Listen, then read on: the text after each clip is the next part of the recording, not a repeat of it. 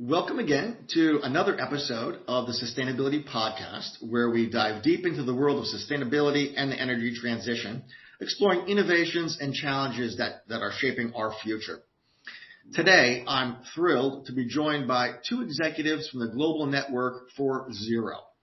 Mahesh Ramanujam, who's the CEO, and Vincent Chiusano. Welcome, gentlemen. How are you today? Thank you. Wonderful. Thank you so much for having me. Thank you so much for having us. It's great to have you.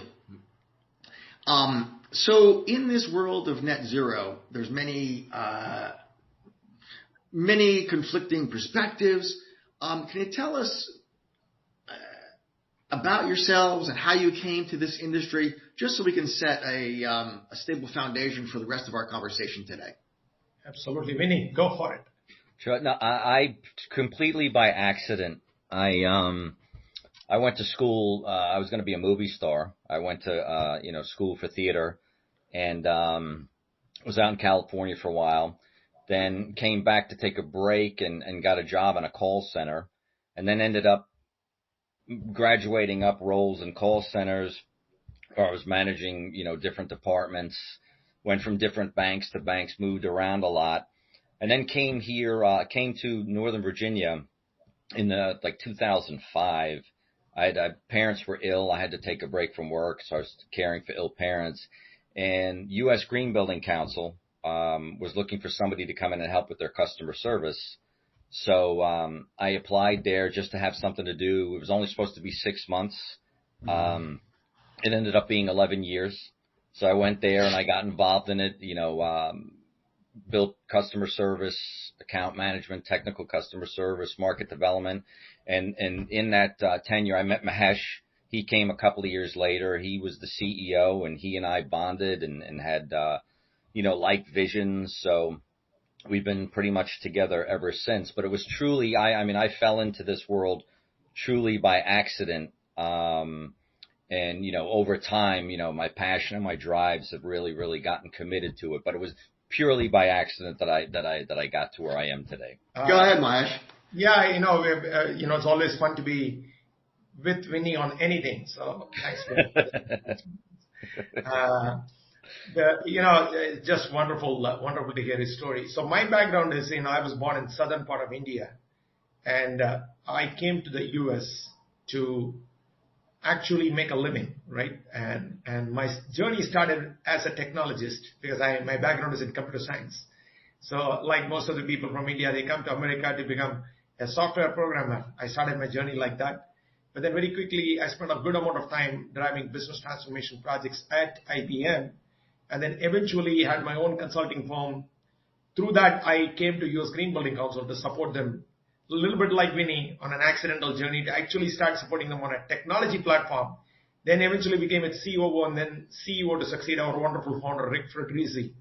And, I gave 15 years collectively to that organization, the US Green Building Council, that I most recently served, to really focus on sustainability. Why? Because growing up, I grew up in poverty, extreme poverty, and that's not unique to me. Many of the people who had a humble beginning have the same situation. But I came to know very firsthand three things: that a scorching sun is not going to really be something that everybody will accept, because I come from the place which is very close to the equator. So I faced extreme amount of heat. And the most important part is that there is 9 months, there is water not available in those particular region. Second is my dream became possible because my father made extraordinary sacrifices as a blue collar worker, making $50 a month and really paying for me and my brother to really make a living. And then the third part is to really understand that 30, 40 years ago, a lot of the luxuries that we had today did not exist. So you really had to invest in education, invest in paying it forward, invest in things that you really know that other people will benefit from, has been my foundation. So when you think about sustainability, for me, it's just not environmental sustainability, financial sustainability, emotional sustainability, social sustainability, all of which I've been able to wonderfully receive from my parents and then be able to get to the place I am in today. So that made it naturally a very resonating factor for me to focus on US Green Building Council, because me and Vinny collectively did a lot of good things on behalf with the community and most importantly to transform the community. So that's my journey. That's great. Now, before we get into net zero, and I'm sure our listeners will be interested in the development of the Green Building Council over that relatively long period of time. I know, Vinny, you got there first, and then Mahesh joined you relatively soon after, and both of you were there for quite a while. This was not one of our scripted questions, but can you discuss how the Green Building Council evolved over your time there? Yes, and the most important part to understand is that the U.S. Green Building Council, a fabulous environmental nonprofit in the world, which was advocating for better green buildings around the world, was established in 1993. So it started as a think tank, a policy-making institution, but then very quickly it actually created this fabulous tool called LEED, which stands for Leadership in Energy and Environmental Design. The way we have talked about LEED is that the LEED is like the nutrition label on all the things that you buy at the grocery store. So instead of putting it on the grocery, we put it on a building so that you know how much energy it takes, how much water it takes, how much the indoor air quality, what are the types of materials used and whatnot. So it kind of is a nutrition label. And for some people, LEED is a checklist. For some people, LEED is a design tool. For some people, LEED is a policy tool.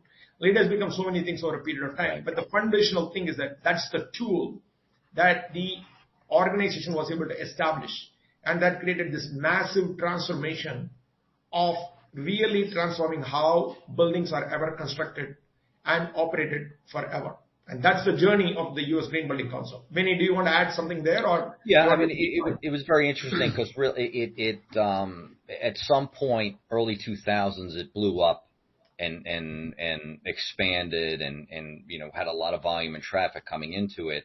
Part of the reasons why I was brought in was to help manage the customer service overflow that had built up over time, due to the popularity and demand. And it has been a very interesting journey, especially from where it was when I started to when Mahesh came in and took it in a variety of different directions from a sustainability perspective. But yeah, I mean, and you've seen, it's gone through so many iterations through the years, version 2, version 3, version 4, now version 5, always trying to do better and make a better product, for people and buildings that are out there. And we always talked about, the difference between a LEED building and a non-LEED building and what goes into all of that. But yeah, it's been a very interesting evolution over the years. And when Mahesh joined USGBC, it really went into so many, great directions and encompassed a lot of things, not just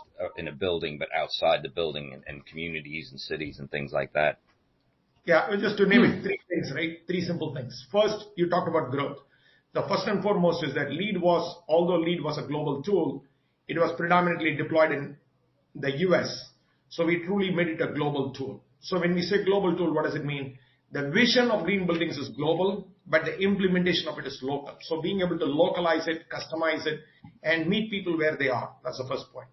The second point was about really growing LEED from 6.5 billion square feet in 35 countries to 200 countries and territories, and to about 28.5 billion square feet to 110,000 projects, starting from a 500 square feet small space to all the way up to a skyscraper building. That was the second. The third one was to create a $2 trillion market for green buildings through this tool. That subsequently led to our deployment of GRESB, the Global Real Estate Sustainability Benchmark. That basically, when we left, it was at about $9 trillion of assets under management, all attributing towards participating in an ESG program that was promoted by GRESB. Particularly when I acquired GRESB, when we were at US Green Building Council, people asked me, GRESB what? ESG what? And why are you buying so much? Why are you buying a web portal? And that became a mainstream conversation in less than 6 to 7 years. So these are some of the data points. And about 276 cities in the US and around the US, basically we're able to really take lead not only at a building level, but at the city and a community level. So that's kind of an interesting way of telling the growth story, and that I'm always excited about. Wow, that's super. So, moving on a little bit, can you describe the current, ecosystem of buildings, net zero, certification. Before we get on to, what is your global network for zero? What inspired you to do this? What did you find in the market that encouraged you and motivated and facilitated your way on this current path? Vinny, you want to add something here before I go? No, go ahead, and I'll trail you. Go ahead. Feel free to stop me, because I'm so much into it, so I don't know when to stop. So forgive me for that. It's passionate.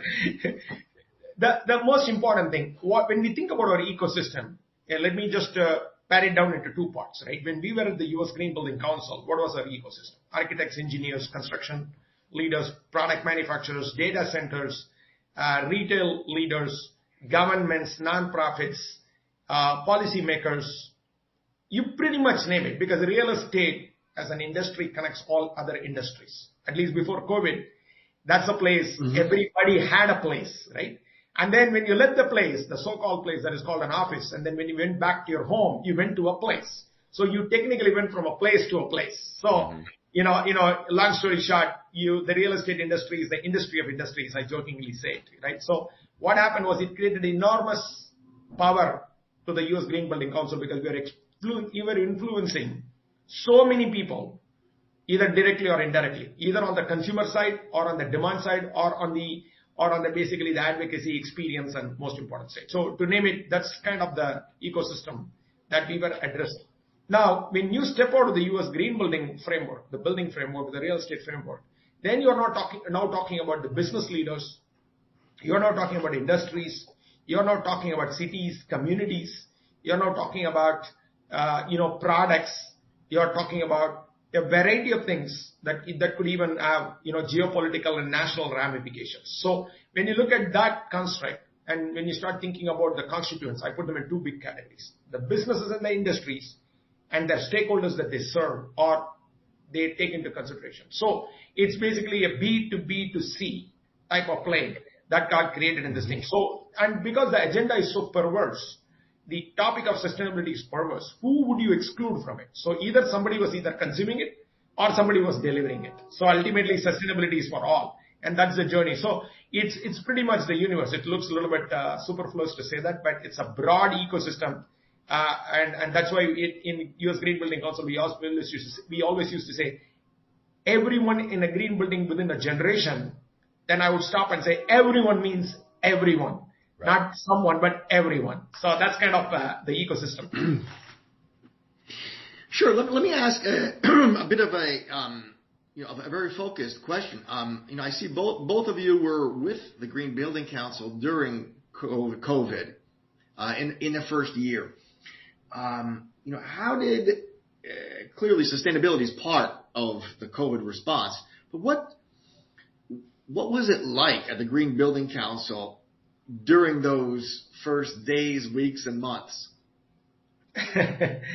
So, again, Vinny, please chime in.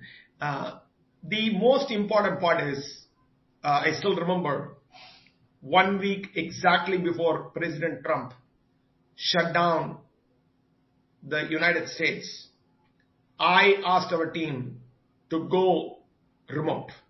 And a lot of people try to push back on me for that. I'm not a psychic, so please don't catch me wrong. But I just felt it so compelling that I felt like, for some reason, I felt like this is going to go for a long time. And since majority of my employees were women who were taking care of their own children, they were in their family management and all, I thought that practically the schools closed, and if the mothers had to really stay home, which is typically always happened, mother or father, then they needed to be given that opportunity to stay home and work from home, if it is even for a few weeks. At that time in my mind it was just few weeks, but even that time, few weeks is a long time. So when I made that call, and then many people critique me saying you're being overly sensitive, you're being overly dramatic, but I took that call, and then within a week, President Trump said lockdown. Now when the lockdown happened, it brought into stark contrast three things. One, the thing that we've been talking around the world, to people around the world, which is that green buildings create a greater environment, greater, safer, cleaner, healthier environment, came into sharp focus. Now, is that true or false? At that time, that became a very valid question. So all the things that we have been selling, it could all blow up on our face if it didn't work. That's the first part. The second part is that we've always connected green buildings with the economy because we believe that healthy people in healthy places equals a healthy economy. Now, is that true? What happened? The real estate sector imploded, the spaces imploded because of the lockdown, and that created a global lockdown, and that created an economic impact. Right? That's the second thing that happened. The third thing is that when will this be over? And in the meantime, what do you do to help the market? The thing that you try to serve has now moved away from you. The buildings, the hospitals, the centers, all these places have to now focus on survival, protection, and being the place to be safe for the people. While all of these people have shifted to their households, and where the transformation of a normal traditional home to a green home has been a massive challenge, came into sharp focus. So those were the three things going on in our mind, and most importantly, our survival, our existence came into a great question. But enormously, we also knew that we had the tools and we had the responsibility and accountability to help people. So this was what was happening definitely between March and May. And then I had enormous pressures on phone calls saying, Mahesh, can you give me some certification that proves that this place is safe? Can you please give me some certification to tell me that nobody will die in my space? And I said, how am I going to do that? Right? I don't have the tools. So it was very bizarre that I was getting this enormous market demand, but my moral, my ethics, and the code of conduct and values of the organization could say, no, you're not going to do that because that will be not greenwashing. That will be a blatant lie. Particularly when I didn't know that what the hell is hitting us, So it was very, very surreal when you go for it. No, and it's funny because, and the other thing that was born out of that is that the whole sustainability building focus expanded beyond just, the core and shell, the building itself. It started getting into, clean air, right? How important is the air we breathe in a building, outside of a building? The emotional state of an employee that is cooped up in their house, working from home, sequestered. How's their well-being in the office space when they're at work? How do they value their job, the things that they do? So it brought in a lot of other factors into the word sustainability. And there's so many terms that are out there. But it just expanded the universe a little bit going through that whole pandemic to look at the mental and physical health of people and how where they work and what they do impacts all of those things. So it kind of, led into the ESG, trend that soon followed. So that's fascinating. And that really was my question. What was the thought process at the USGBC about giving an approval to a building to be safe during COVID. So clearly the USGBC in both of your histories is about sustainability in a building and then later outside the building. What does that have to do with net zero? It's a great question. One of the biggest things that we faced while at the US Green Building Council was when you look at a building, there are two types of buildings. Buildings that are brandly being constructed, brand new, from scratch, right? You call it a greenfield project, a brand new construction. Then you look at all these buildings that is around us, right? And the homes and the residential spaces, everything, whatnot, it's already existing around us. So the hardest thing within the US Green Building Council, and even today, beyond the US Green Building Council, is transforming existing buildings. Because these buildings have different starting points. These buildings have different technologies. These buildings cannot just be reoriented, or you cannot just shift them in a different direction, because sustainability cannot be an afterthought. Sustainability should be, if you do it right, you have to do it from the beginning, you have to do it consistently, and you have to do it eventually. So this was always a challenge that was given to us at US Green Building Council, that how do you transform the existing buildings, particularly when they constitute 97% of the building stock that's out there in the world today. It became even more challenging. Now, having said that, internally, what we looked at constantly was how do we help this large building sector that is emitting significant amount of emissions to really take action, so that we not only reduce the emissions for the sector, but we also model a good standard, a good example for the rest of the industries to follow. Particularly if the real estate industry could lead, that means that many other people could naturally follow suit. But the reality was it was very, very, very hard. Then it became very clear post-COVID, if COVID could shake us up so much in a very, in a simplistic way, if I had to look at COVID, at least we knew what hit us. We knew that where it came from. And we were able to actually provide a solution, or at least think about a solution, and then come up with this vaccine and actually help a lot of people come out of that difficult phase. Climate change is not going to hit us with the same type of impact. It is going to happen in different places, like the temperature in Chennai is going to increase to a crazy number, more than 50 degrees Celsius, while Minnesota could go sub-zero and really freeze us to Antarctica's temperature. So there is no one formula, one size, one directional hit. It is going to be a decentralized hit for which many people around the world may not be ready, and the solutions itself could not be easily deployed. At least what we were able to do during COVID. That created a very interesting challenge in our mind to think about a topic that we've been thinking about it for a long time. How do we zero out the emissions so that we know that at least one metric called the emissions being reduced to zero could be hit? Then on top of it, obviously, you can do so many other things, right? You can create energy independence, you can create water independence, you can create improve air quality, you can come back and create better healthy materials, you can improve resilience, you can improve equity, all these wonderful things, these multi-dimensional goals and metrics that we have, aspirational goals that we can get there. But what if we don't hit the basic foundational metric called zero, which has to be the stepping stone? And if we don't get there within time, which is built before the Paris Climate Agreement's target of 2050, then there is nothing more to discuss.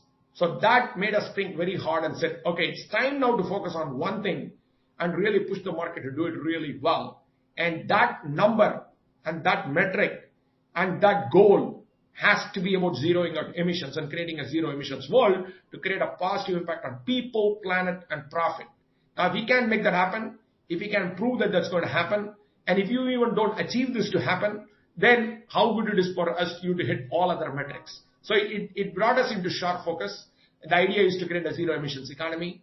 And that's how Global Network for Zero was born. That's why it's Global Network for Zero. The network is to bring all like-minded ecosystem players to think about zero emissions so that we can solve this global crisis. So what initiatives is your Global Network for Zero taking? Is it a standards organization? Is it a certification? Is it some hybrid of that?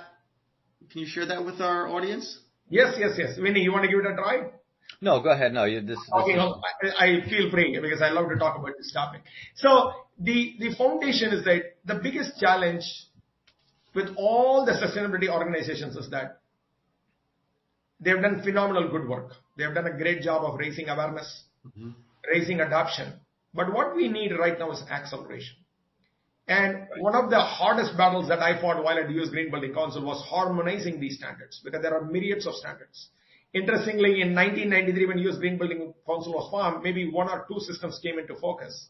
Then when I left the US Green Building Council, we had almost more than 140 standards, guidelines, best practices, metrics, and whatnot.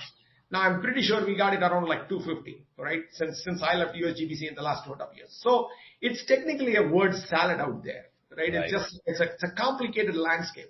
So, and the fundamental issue was, instead of converging on a stronger outcome like zero, these were all about strategies. These were all about different tactics. So I could take your own system and make a little bit of tweak and say, instead of doing 20%, do it 30%. It looks like a different system, although fundamentally it's the same system. But because of these nuances we keep making, and there's some kind of passion for being a owner of a rating system or a product or a best practice, people keep making these tweaks and make this very untenable for a consumer, for a project to pursue. Because you suddenly think that, why am I doing this versus that? Then you spend enormous time thinking about why I should do this versus that, instead of doing it and really measuring the outcome. So this became a kind of a religion, and more religions kept coming, but we lost focus that we want to see God and we want to be the good humans in the society. If that makes on a lighter note. So we became clear at the beginning of Global Network for Zero. Let's not create another standard, guideline, protocol, whatnot. Let's look at what's being widely used out there. In our case, it's the greenhouse gas protocol. and try to get behind it. And getting behind that means doing three things: educating the people on what it is, doing a thorough and a very rigorous implementation, because implementation matters. And through implementation, we can also drive acceleration. So hence we want to focus on implementation. And last but not the least, the most important thing, the celebration, the recognition aspect of it. Because I have always said, while at the US Green Building Council, building a bad building is a sin, but not talking about a good building is a cardinal sin. Right. So celebrations are needed. Success stories are needed. In fact, what we are doing right now, you have the opportunity that you are giving us through this podcast, is a great way for us to tell that story, right? To tell the story, to tell the why, and most importantly, demonstrate progress, right? And that's very, very important. So we said educate, implement, celebrate, and really to do that, get behind a certification methodology. Use the certification as a way to inspire people to get to the standard, and most importantly, implement the standard and get to the celebrative moment. Now, while doing this, we are only saying that GHG protocol is our recommendation, but we also are cognizant that if you are already using a standard, right, if you are already using a carbon management mechanism, we are happy to meet you where you are, so that we can actually do that implicit harmonization by starting from where you are and bridging it to where you need to go, rather than coming back and saying, no, forget about all the things you are doing. Now this is the new thing you have to follow. So the whole idea is to really be a certification body, a world's premier certification body that has got a good grasp on the standards out there and helps the market meet them based on what they are. So our goal is not to be prescriptive, but to emphasize the importance of every project being descriptive of their actions, so that we can meet them where they are and help them certify their progress and communicate that they are aligning themselves towards that ultimate goal called zero emissions. So in short, we are a certification body. Right. And through that process, I mean, taking into consideration, like Mahesh alluded to, there's so many different facets of people getting into this movement, trying to get into it, trying to learn about it, being able to cater towards people that are starting and beginning and offering the guidance and the celebrations around that. Those that have started a certification process and are struggling, they need extra help and need extra guidance as they go beyond their certification towards net zero.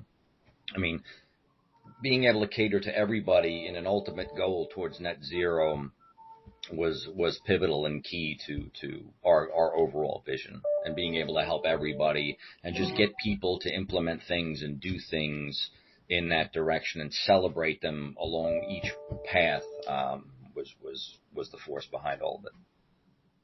Yeah, one key differentiator for me is, Mahesh, I agree with you. The world has a multitude of standards for just about everything. and very often they come in conflict with each other.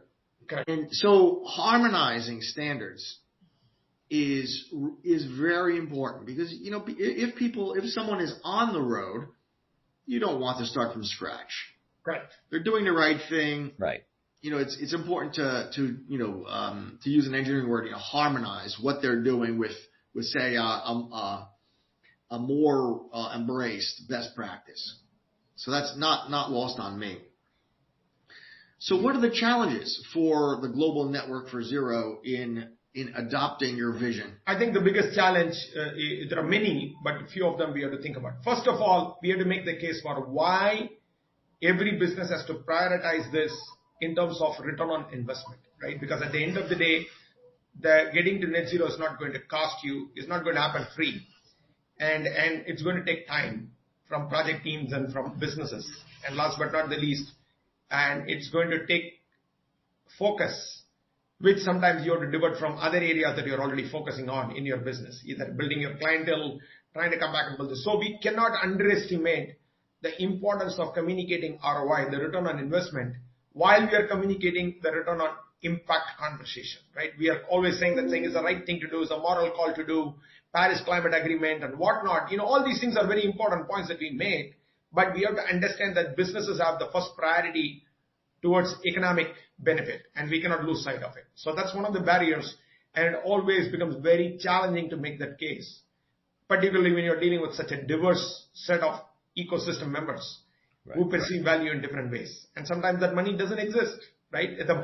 Some people have money that they won't spend because they don't understand it. Some people understand it, but they don't have the money to spend. Some people understand it and they have the money, but they still won't spend it. Right? I mean, these are the 3 types of people we have to deal with, at least. So that's a very obvious barrier. The second barrier is that education, right? Education on, not just educating on what is net zero, what is scope 1, 2, scope 2, scope 3. These are all technicalities, right? Most of the time, the consumer doesn't care. I've said it many, many times during green building days, that don't educate the customer on a green building. Just give them the green building, right? When I buy a TV, nobody tells me that how the diode and the basically the screens get energized and how the electricity flows and all. They just give me a TV and I get to see what I want and I use it, right? I'm a user, I'm a consumer. So don't make it too hard on a consumer to consume better things. But however, the education that I'm talking about is that what does it mean for me, my family, my ecosystem? What is it going to do to my mortality? What is it going to do to my generation? Is this something that is going to be consequential for me to really change my lifestyle? Is it going to improve my quality of life? This is something that is not well internalized. Sadly, if you see it, after COVID, I thought people will all be transformed and they'll be taking care of their health properly and they'll be doing things properly. But guess what? Everybody has forgotten this COVID pandemic, unfortunately, right? Not enough people are thinking about air quality. Not enough people are thinking about the things that you dreaded during COVID.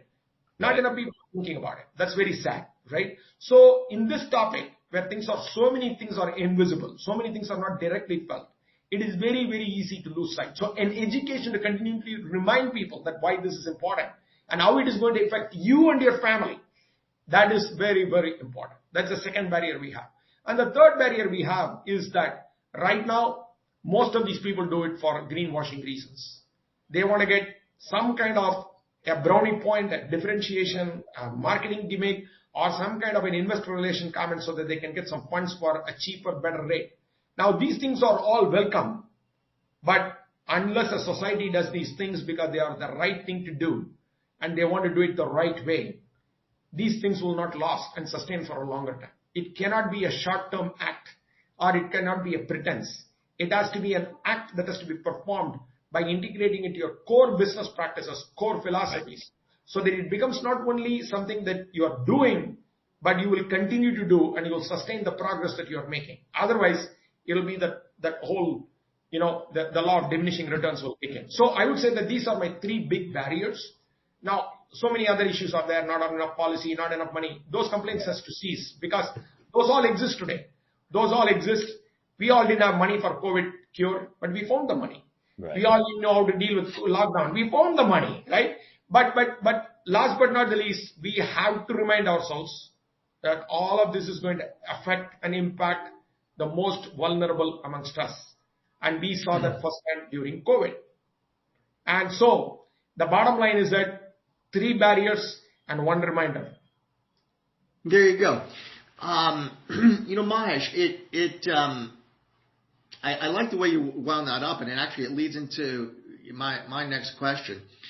In the past, I led the IEEE's Smart City Planning Standard, which was basically a waterfall model to rating what are your most impactful projects and making sure that they do have an ROI.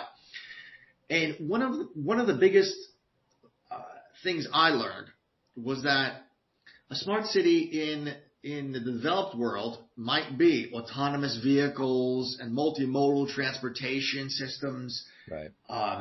And personal lighting systems in an office building.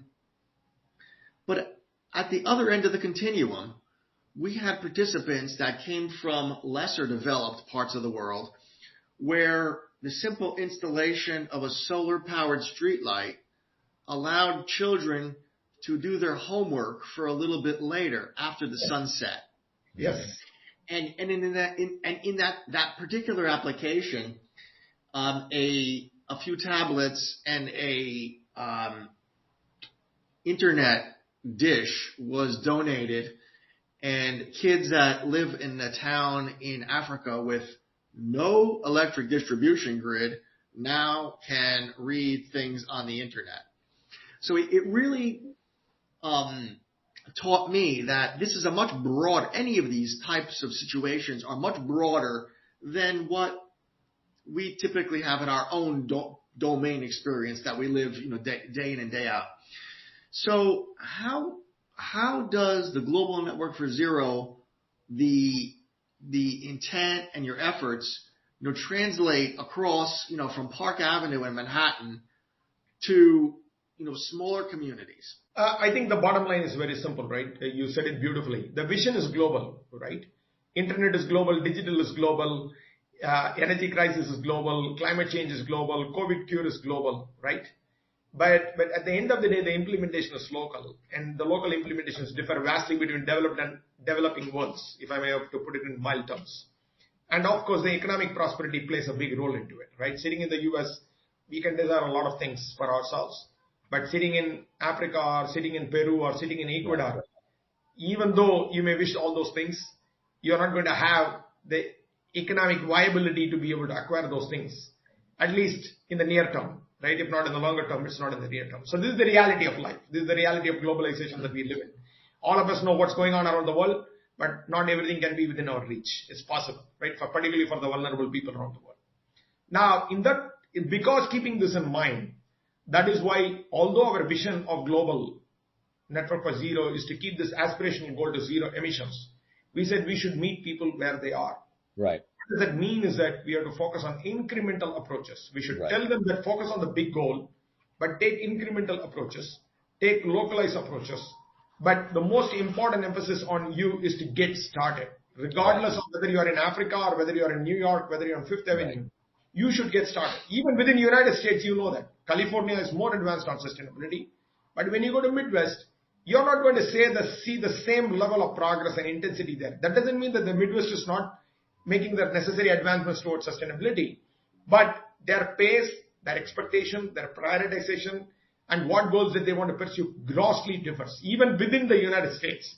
So naturally, when you get outside the United States, you have to understand that you cannot enforce a template somewhat that mirrors Californian lifestyle or a New York lifestyle or a London lifestyle, or for that matter, a Chennai lifestyle. If I start putting the Chennai lifestyle amongst New Yorkians, obviously that's going to fare very badly. So the bottom line is, keep it simple from the perspective of really trying to come back and keep this in a very simplistic manner of keep the goals bold, aspirational, keep the implementation incremental, and measure. Because I always said what gets measured gets done, what gets done gets replicated, what gets replicated gets scaled. That's the bottom line. So I would say that's our methodology, and hence we are very, very focused on incrementalism, big goal setting, and most importantly, measurement outcomes, and do it day by day. A million steps a day is better than 1 million steps by one or two people in the world. Right. And for me, the most important word is implementation, right?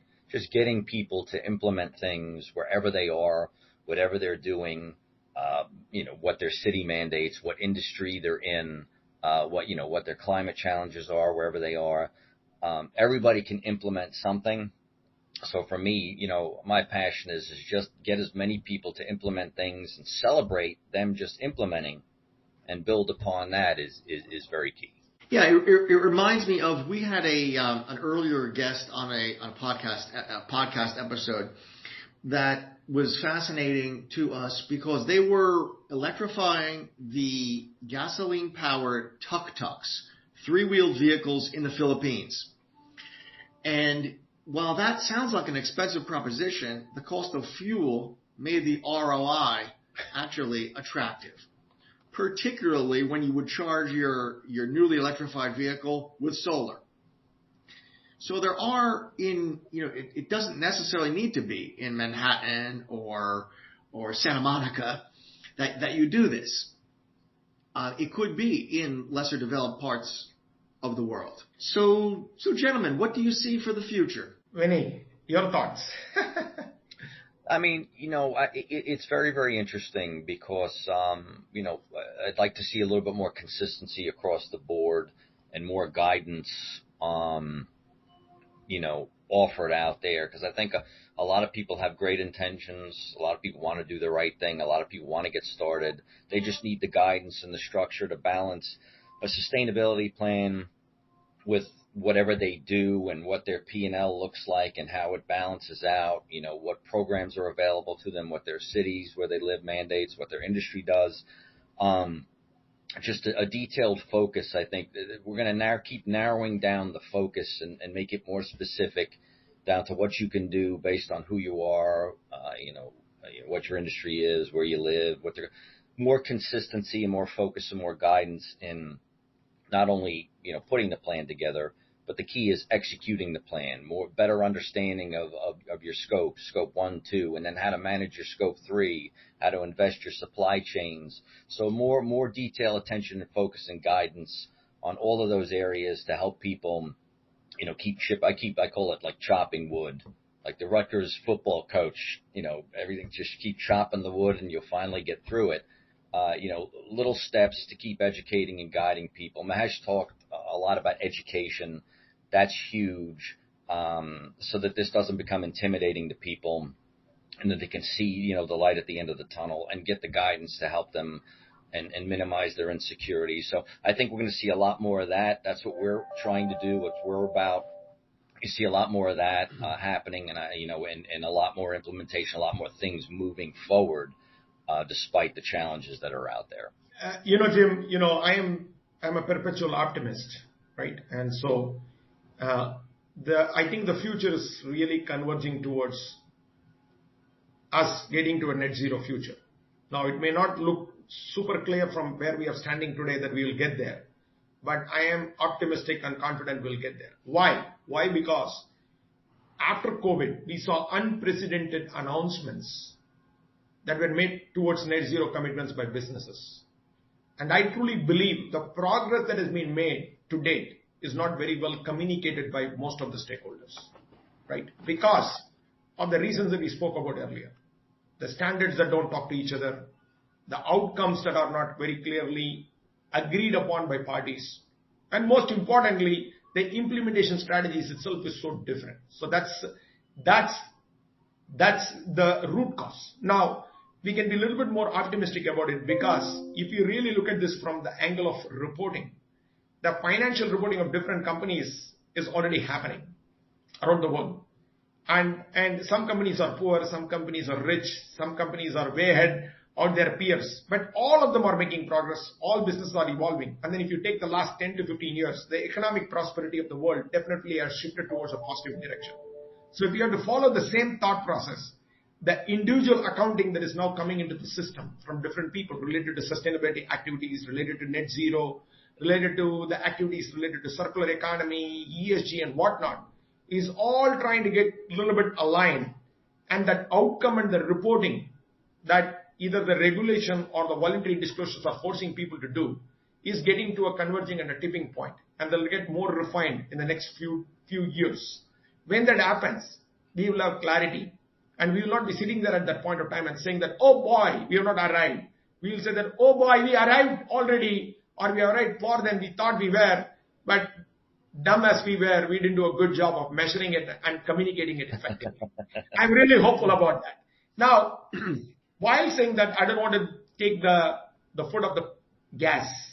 I think that comfort zone can only happen if you set your goal clearly to go to net zero. Second, you have to make a commitment to analyze your emissions baseline.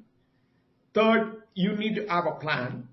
And you need to understand that that net zero plan cannot be independent of your business plan or your strategy.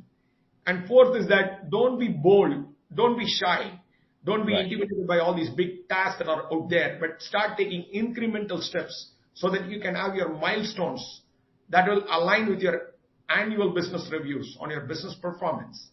And then get there. Because you're going to get there on revenue, you're going to get there on profit, you're going to get there on growth.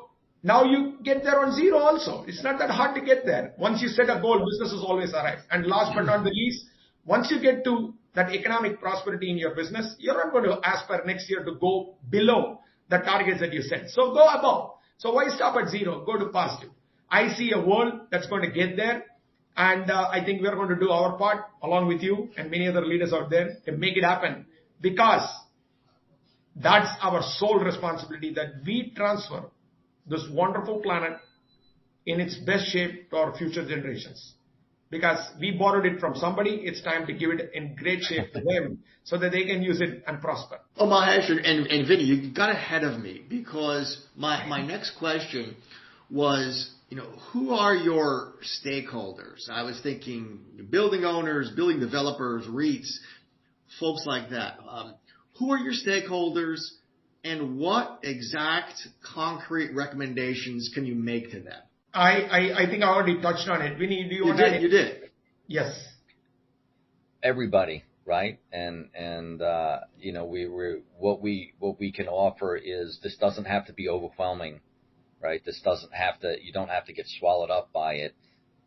There are we and others out there. There are people that can help you get the plan together, celebrate your plan, help you execute your plan, and take it methodically and slow based on what your business is, what funds you have available, what government programs you qualify for. This can get very, very overwhelming very fast, but it doesn't have to be. And there are a lot of people out there that can help you get started or build upon where you are and do things. So, I would say from a customer's perspective, we're here for everybody. We're here for the homeowner. We're here for the business person. Just everybody that's out there that wants to start the journey and wants the guidance to go along with it. We're here for you. Okay. Well, before we close today, do either of you have final thoughts or messages you'd like to leave with our audience? Vinny, go for it. No, I'm just so happy. I'm just so happy, Jim, that you had us on here. We're so excited to help everybody that's out there. Really, we just want to. I keep going back to it, but implementation. We just want everybody to implement something, even the smallest things, propel us forward. So, whether it's us or anybody out there, there are people that can help you implement. And let's get this thing. Let's get to net zero. Let's do it. Right. So before we go. Vinny and Mahesh, how does an interested person get in touch with the Global Network for Zero? I will give that to Vinny, but before that, if you don't mind, I'll just add one point. Go ahead. I feel extremely fortunate to get a second life within my first life. In a post-COVID world, if I was committed to in the pre-COVID world, I was very committed to paying forward, because my father paid forward for me by giving up his savings, by giving up his comfort to make me the person I am. So in a post-COVID world, whatever I tried to do in my first life, I want to do it even better in my second life. So I'm hoping that every single person out there would hope and would do the right thing, but do it in a much smarter, accelerated way, because we have so many tools, so many opportunities, and so many creative people around us. So let's not be selfish. Let's not just internally focus on ourselves. Let's look out the people we will never meet in our lifetime, but make a commitment today to make progress for them. Not just for your immediate family members, but make progress for the people who you would never meet in your life. And climate change, tackling climate change, gives you that opportunity. And doing that part and doing that improvement in your corner of the world can actually translate something meaningful to somebody else. So I want to leave that as my last thought for this particular wonderful podcast. So I can't think of a better way to end than on that uplifting message. But I'd be remiss if I didn't ask you to share some either social media links, email, or how could an interested person in the industry contact you? They can contact me directly. That is Vincent at gn-0.com. Contact me directly. I talk to people in the sustainability world all day, all the time. We'd love to hear from you. Love to hear about your challenges. Love to talk about options with you and how we and others can help you succeed. So yes, contact me directly. I'd love to hear from you. Well, thank you, Vincent Chiusano and Mahesh Ramanujam of Global Network for Zero. Thank you again for sharing your insights, your stories. Thanks to everyone who's tuning in. Every small change does make a big difference in the world of sustainability. And don't forget to subscribe to our podcast, and we look forward to seeing you on an upcoming episode. Thank you to everybody. Thank you so much, Jim. Thank you. Thank you, Jim.